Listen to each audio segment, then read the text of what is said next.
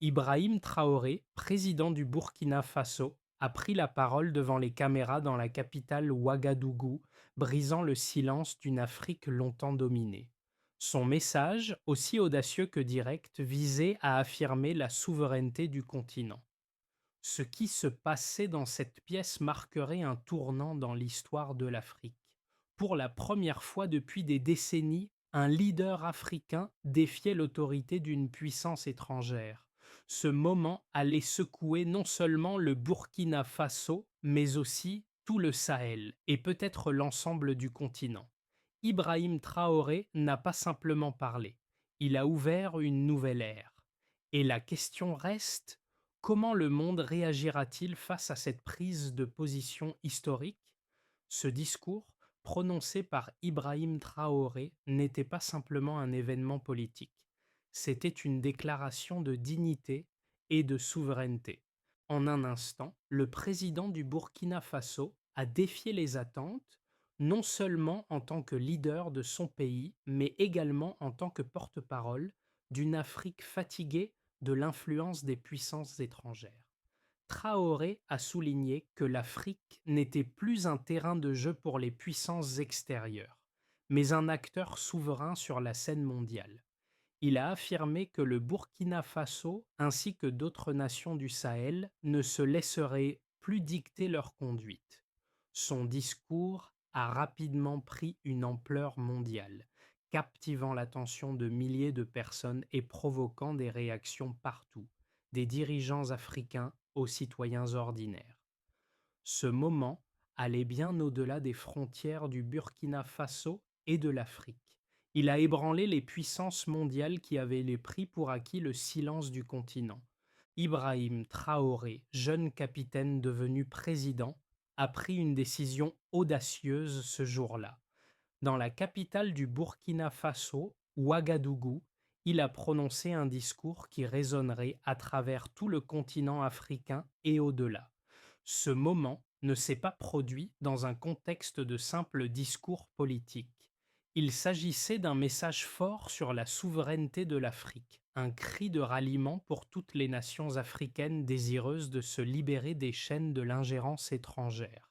Ce n'était pas un simple défi lancé à Israël ou à Benjamin Netanyahou, mais un défi à l'ordre mondial qui a longtemps opprimé l'Afrique. Le monde savait que ce discours marquerait un tournant dans les relations internationales. L'Afrique, un continent trop longtemps réduit au silence, commençait à se faire entendre de manière décisive. Traoré, en prononçant ces paroles, a non seulement défié les anciennes puissances coloniales, mais a également envoyé un message fort aux jeunes générations d'Africains, leur rappelant qu'ils avaient une voix et qu'ils pouvaient revendiquer leur propre destin. La solidarité qui a suivi le discours de Traoré a été sans précédent. Des milliers de personnes ont exprimé leur soutien à travers les médias sociaux et de nombreux leaders africains ont pris position pour soutenir cette déclaration de souveraineté. Ce n'était pas une simple rhétorique, c'était un mouvement qui se propageait rapidement, uni par une volonté commune de ne plus se soumettre. En quelques heures, les rapports en provenance du Sahel ont commencé à affluer et les dirigeants africains ont exprimé leur solidarité avec la position du Burkina Faso.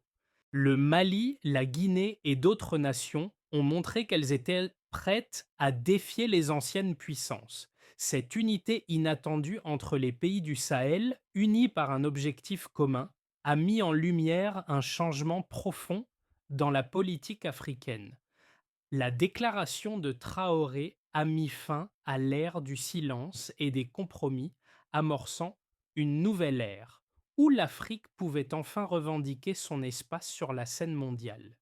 Le discours de Ibrahim Traoré a jeté une lumière vive sur la nouvelle génération de dirigeants africains qui ont grandi à l'ombre des anciennes puissances coloniales et des systèmes d'exploitation qui ont façonné le continent. Ces jeunes leaders, comme Traoré, n'ont pas connu l'indépendance politique dans le sens traditionnel, mais ont grandi dans un monde où les structures économiques et militaires externes continuaient de dominer. Ce contexte a forgé une impatience croissante, une volonté de défier les anciennes règles et de réécrire l'histoire de l'Afrique. Le président du Burkina Faso s'est exprimé non seulement en tant que représentant de son pays, mais en tant que porte-parole d'une génération qui avait soif de changement. Ces mots ont résonné non seulement dans les capitales africaines, mais ont fait écho à travers le monde. Il a clairement indiqué que l'Afrique n'était plus prête à accepter la domination étrangère sous aucune forme, qu'elle soit diplomatique, économique ou militaire.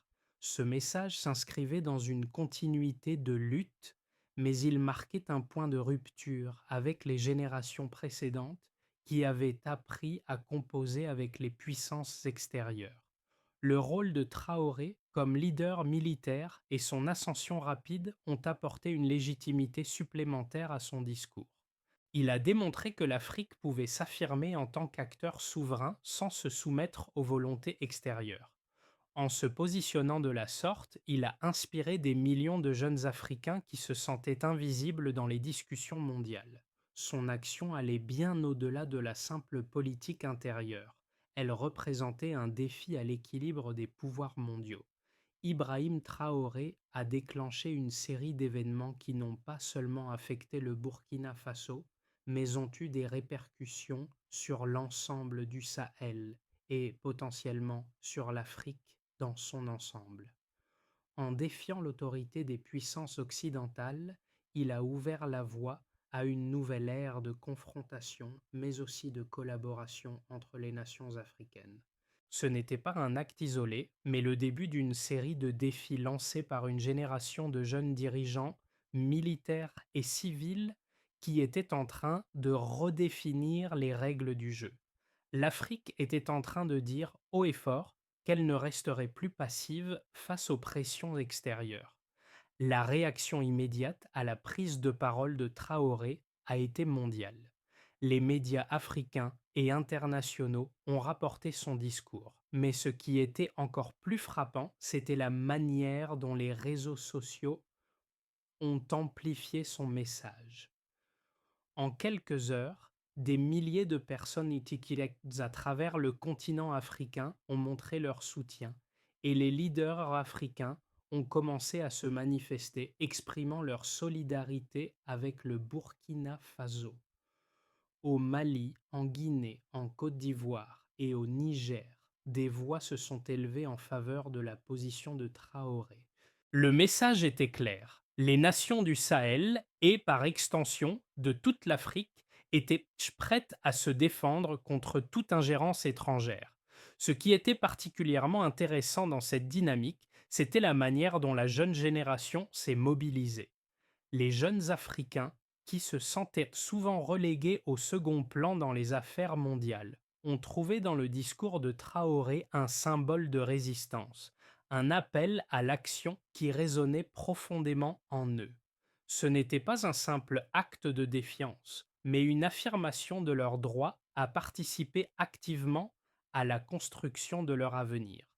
Traoré n'a pas seulement défié les anciennes puissances, mais a également défié la vision du monde selon laquelle l'Afrique devait rester passive et dépendante. En prenant cette position audacieuse, il a transformé un moment de tension politique en un appel à l'action collective. Les conséquences de ce discours ne se sont pas limitées à des déclarations de soutien. En effet, les nations africaines ont commencé à discuter de la possibilité d'une réponse unifiée aux pressions extérieures, notamment celles imposées par les anciennes puissances coloniales. Le Burkina Faso, le Mali et le Niger ont rapidement consolidé leurs liens, marquant la formation d'une nouvelle alliance, l'Alliance du Sahel. Cette alliance n'était pas simplement une déclaration politique, mais une stratégie concrète de défense mutuelle face aux défis externes. Traoré a clairement démontré que l'unité africaine était la clé pour faire face aux enjeux géopolitiques et économiques du XXIe siècle. Pour la première fois depuis des décennies, l'Afrique ne se contentait pas de répondre des clichés aux dictées des puissances mondiales. Elle commençait à définir son propre avenir, à redéfinir ses relations avec les autres continents et à construire des partenariats fondés sur des intérêts communs plutôt que sur des compromis imposés. La création de l'Alliance du Sahel est une manifestation de cette volonté de l'Afrique de prendre son destin en main. Et bien que cette alliance fasse face à des défis importants, elle marque un tournant dans la manière dont les nations africaines abordent les relations internationales.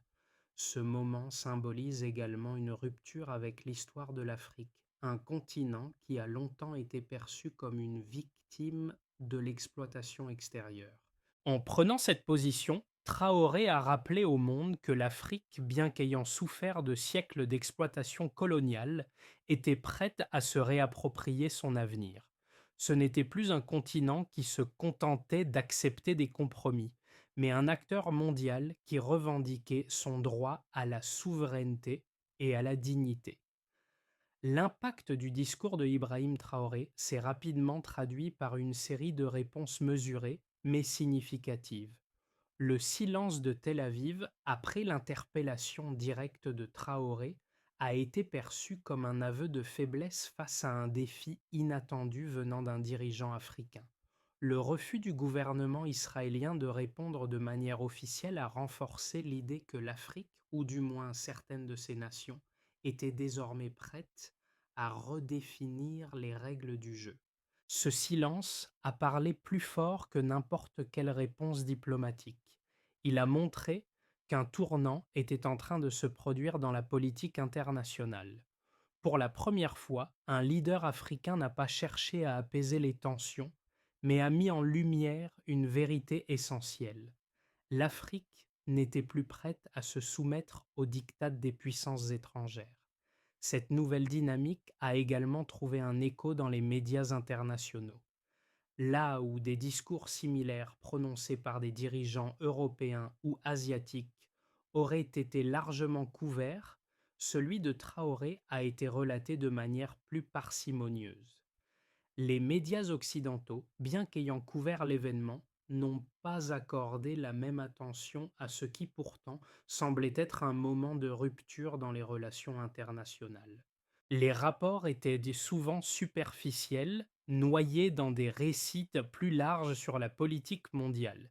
Mais le message de Traoré s'est propagé bien au-delà de ce qu'une couverture médiatique traditionnelle aurait pu offrir. C'est dans ce vide médiatique que les réseaux sociaux ont pris le relais, amplifiant le discours de Traoré à une échelle que les médias traditionnels n'auraient jamais pu atteindre.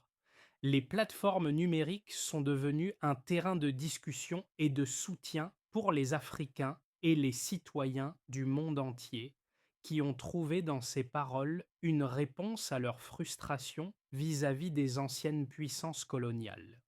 Le discours est rapidement devenu un symbole d'émancipation, de la même manière que d'autres moments historiques marquants ont symbolisé des luttes pour la liberté et la dignité. Les jeunes Africains, particulièrement ceux du Sahel, ont trouvé dans ce moment un appel à l'unité et à la résistance. Les images de Traoré debout devant les caméras, portant ses habits militaires et parlant avec une conviction indéniable, sont devenues un symbole de ce qui pourrait être une nouvelle ère pour le continent. Les impacts à court terme de ce discours ont été immédiats et visibles. Non seulement des dirigeants d'autres nations africaines ont exprimé leur soutien, mais les citoyens ordinaires ont également pris part à un mouvement de solidarité. Les hashtags en soutien à l'Afrique et contre les ingérences étrangères se sont multipliés. Cependant, au-delà de la solidarité de surface, la vraie question restait de savoir si cette solidarité serait maintenue dans la durée et se traduirait par des actions concrètes. Pour le Burkina Faso et le Sahel, la création de cette alliance n'était que le début d'un long processus de transformation. Il s'agissait de remettre en question des siècles de domination et de reconstruction du pouvoir sur le continent à travers des actions politiques, économiques et diplomatiques. Un autre élément clé de la prise de position de Traoré était l'exemple qu'il offrait à d'autres nations africaines. Non seulement il a défié une puissance mondiale, mais il a également démontré qu'il était possible pour l'Afrique de se lever et de se faire entendre de manière collective. La solidarité qui a émané de son discours n'était pas seulement une question de soutien moral, mais aussi une stratégie politique. Le message était clair. Si l'Afrique se tenait ensemble, elle pourrait potentiellement résister aux pressions extérieures. Et même si cette solidarité pourrait être mise à l'épreuve par des défis internes et externes, elle représentait un modèle de ce que l'unité africaine pourrait accomplir dans un monde de plus en plus multipolaire. Le discours de Ibrahim Traoré n'a pas seulement été un appel à la résistance contre les pressions extérieures, il a également servi de catalyseur pour un débat intérieur au sein des nations africaines. Les pays du Sahel, en particulier, ont commencé à se questionner sur leur rôle dans l'ordre mondial et sur la manière de structurer leurs relations internationales. L'Alliance du Sahel, qui a émergé après le discours de Traoré, a mis en évidence une approche plus cohérente et unifiée entre les nations de cette région, souvent secouées par les instabilités politiques et les défis sécuritaires. Pour la première fois, ces nations semblaient être prêtes à collaborer véritablement, non seulement sur des questions de sécurité, mais aussi sur des problématiques économiques, sociales et diplomatiques. Traoré, en sa qualité de jeune leader militaire, a compris l'importance de cette solidarité. Ce n'était pas seulement une question de diplomatie traditionnelle, mais une question de survie et d'affirmation sur la scène mondiale. Les jeunes Africains ont trouvé en lui un porte-parole, quelqu'un qui comprenait leurs frustrations et leurs espoirs. En faisant la démonstration de sa détermination à défendre la souveraineté de son pays et du continent, il a donné une nouvelle perspective sur ce que pourrait être la politique en Afrique, une politique menée par des leaders visionnaires, bien décidés à rompre avec les anciennes méthodes de soumission et de compromis. Le succès de cette approche dépendra de nombreux facteurs. La coopération entre le Burkina Faso, le Mali et le Niger, bien qu'inédite, devra être consolidée à travers des actions concrètes. Ces pays devront surmonter des obstacles internes tels que les tensions ethniques, les défis économiques et les conflits armés. Cependant, la volonté politique d'aller de l'avant, combinée à une jeunesse de plus en plus mobilisée, pourrait jouer un rôle clé dans la réussite de cette alliance. Il est également crucial que les leaders du Sahel restent unis face à l'ingérence des puissances extérieures et trouvent des solutions adaptées aux réalités locales. Mais au-delà de la politique, le discours de Traoré a donné naissance à un changement culturel et social profond. Il a fait comprendre à une génération entière que l'Afrique pouvait et devait se réapproprier son avenir sans attendre la permission des autres. Cette nouvelle dynamique, portée par des jeunes leaders audacieux et un peuple en quête de dignité, pourrait bien être le début d'une nouvelle ère pour le continent. Cependant, l'avenir reste incertain et seul le temps dira si cette alliance pourra se maintenir face aux défis internes et externes. Au milieu de cette révolution politique en Afrique, un point crucial a émergé, l'importance de l'unité. Le discours de Traoré n'a pas seulement défié l'ordre mondial, il a proposé une alternative. Dans un monde où les puissances extérieures cherchent à diviser pour mieux régner, la solution réside dans la solidarité africaine. L'Alliance du Sahel, formée par le Burkina Faso, le Mali et le Niger, symbolise ce changement radical. Elle incarne l'idée que les pays africains doivent se soutenir mutuellement face aux pressions extérieures, tout en construisant un avenir commun fondé sur la coopération plutôt que sur l'isolement. Cette alliance représente un défi majeur pour les puissances mondiales, car elle remet en question l'ancienne dynamique de dépendance. L'unité du Sahel pourrait inspirer d'autres régions d'Afrique à adopter une approche similaire. Traoré a ouvert la voie à une ère nouvelle où l'Afrique n'acceptera plus de jouer le rôle de spectateur dans les affaires mondiales. Ce changement n'est pas qu'une aspiration, il est en train de se réaliser. Ce qui était autrefois impensable devient aujourd'hui possible. L'impact du discours de Traoré a dépassé les frontières du Burkina Faso pour atteindre toute l'Afrique, en particulier dans les pays du Sahel. Ce discours n'a pas seulement galvanisé la population, mais il a également agi comme un déclencheur de changement dans la manière dont les dirigeants africains abordent les relations internationales. Avant ce discours, de nombreuses nations africaines étaient toujours en quête d'une solution diplomatique pour maintenir des relations équilibrées avec les puissances mondiales, en particulier les anciennes puissances coloniales. Cependant, le discours de Traoré a changé cette dynamique. Il a mis en lumière que l'Afrique ne devait plus se contenter d'attendre des négociations et des compromis, mais qu'elle pouvait et devait imposer ses propres règles du jeu. Cette nouvelle approche n'est pas un simple défi à l'autorité d'Israël ou d'autres nations, mais un appel à l'autodéfense collective et à la souveraineté africaine. La réponse à ce discours a été rapide et déterminée. Non seulement les dirigeants africains ont exprimé leur solidarité avec le Burkina Faso, mais des centaines de milliers de citoyens à travers le continent ont pris la parole, affirmant leur soutien à cette nouvelle vision de l'Afrique. Ce soutien est allé au-delà de la simple rhétorique. Les discussions sur les réseaux sociaux ont montré qu'une grande partie de la population africaine se sentait connectée à ce message. Le sentiment d'appartenance à un projet commun a ressurgi, renforcé par la solidarité entre les nations du Sahel, mais aussi par les jeunes Africains qui se sont identifiés à la vision d'un continent plus audacieux et plus autonome. Cependant, ces transformations internes ne se sont pas faites sans résistance.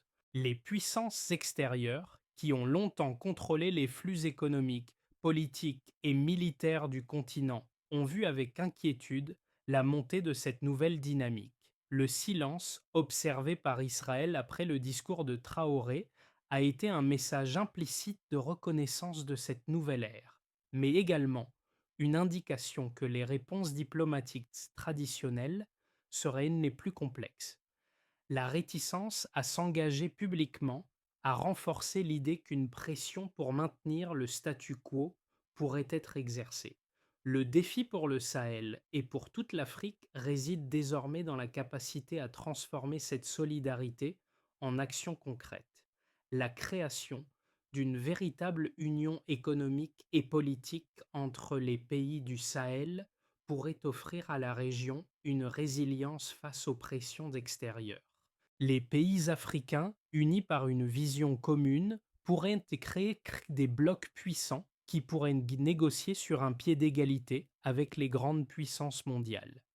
Mais cet idéal nécessite des compromis internes et des ajustements politiques. La route est semée d'embûches et l'Afrique devra naviguer entre les forces internes et externes pour parvenir à ses objectifs. L'Alliance du Sahel ne représente pas uniquement un contrepoids aux puissances extérieures, elle est aussi un modèle d'autosuffisance. En partageant des ressources, en collaborant sur des projets d'infrastructure et en renforçant les capacités locales, ces nations pourraient réduire leur dépendance envers les acteurs extérieurs.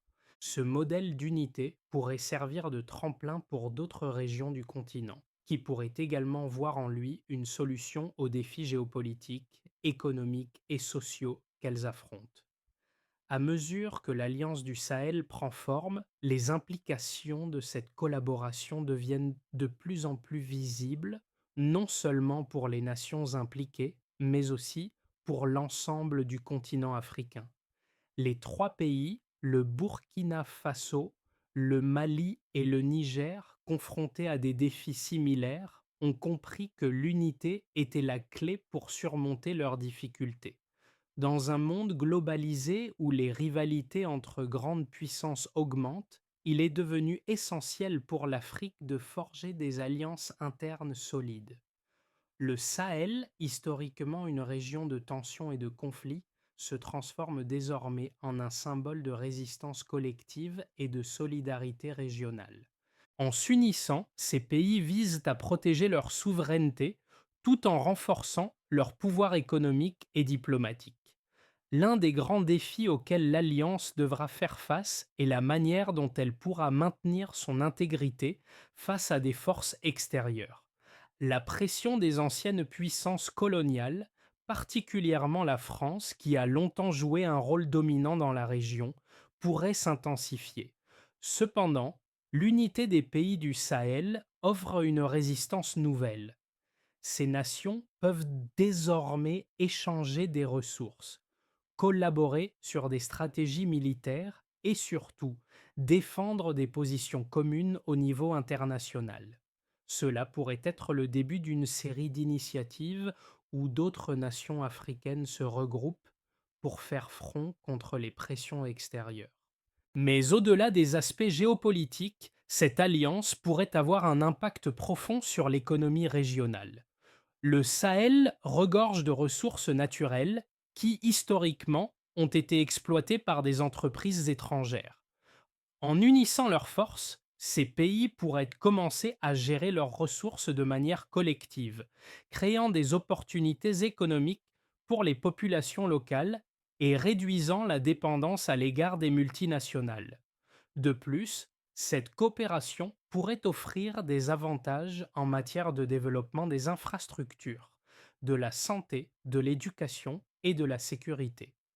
Cependant, la véritable question reste de savoir si cette vision de l'unité régionale pourra résister aux pressions internes. Les différences politiques, ethniques et sociales au sein de chaque nation du Sahel pourraient devenir des obstacles. De plus, le contrôle militaire et la gestion des insurrections locales restent des enjeux clés. Mais même face à ces défis, l'Alliance du Sahel reste un modèle de ce que pourrait être une Afrique unie qui se bat non seulement pour sa souveraineté politique, mais aussi pour un développement économique autonome. L'Afrique n'est plus simplement spectatrice dans les affaires mondiales. L'Alliance du Sahel représente un changement significatif, une affirmation de la volonté de l'Afrique de réécrire les règles du jeu mondial.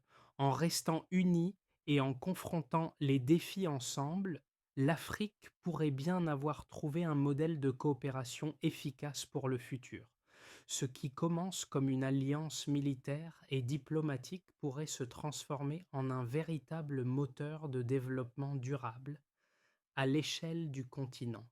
Alors que l'Alliance du Sahel continue de se développer, l'impact de ce mouvement dépasse de loin la simple coopération entre trois pays.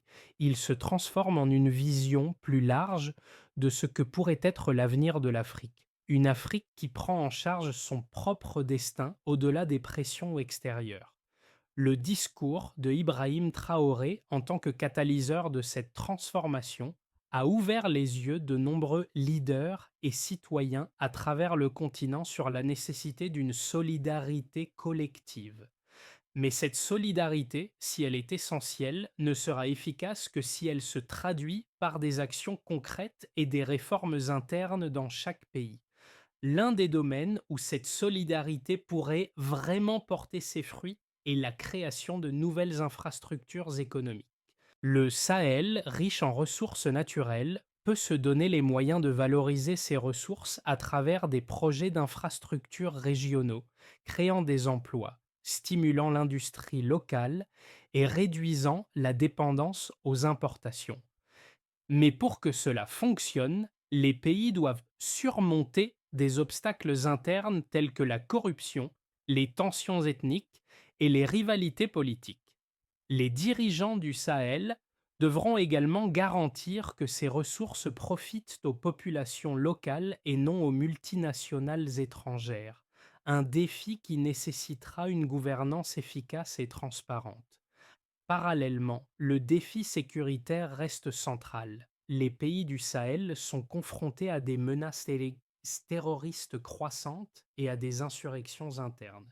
L'Alliance du Sahel devra non seulement renforcer ses capacités militaires, mais aussi offrir des solutions de paix à long terme. en impliquant les communautés locales dans la gestion des conflits. C'est à travers une approche inclusive que cette alliance pourra se pérenniser.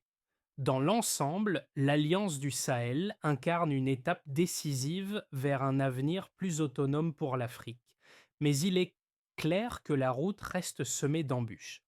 Le véritable test sera de savoir si ces nations pourront maintenir leur solidarité face aux pressions internes et externes, tout en construisant des solutions durables pour leur population.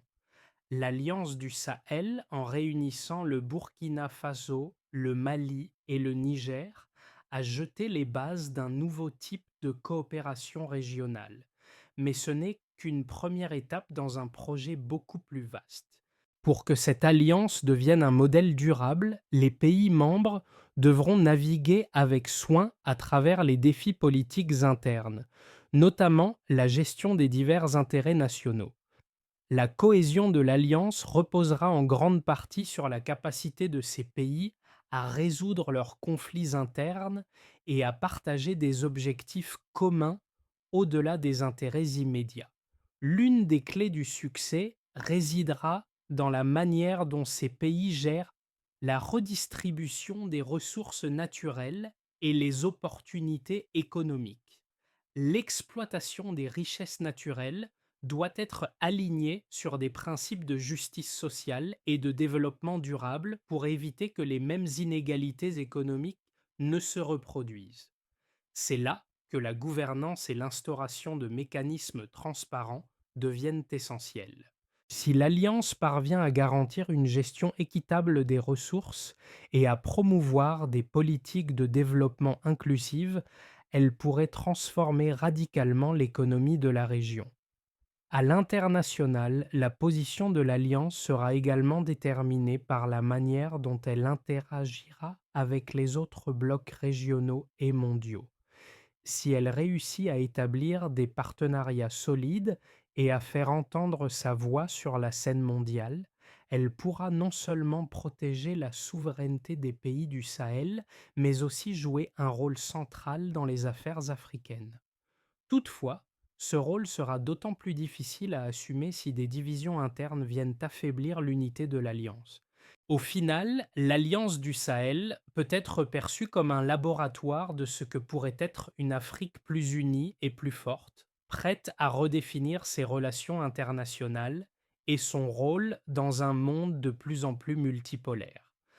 Alors que l'Alliance du Sahel évolue, il est crucial de se rappeler que le véritable changement ne réside pas uniquement dans les déclarations ou les accords diplomatiques, mais dans les actions concrètes prises par les nations de la région.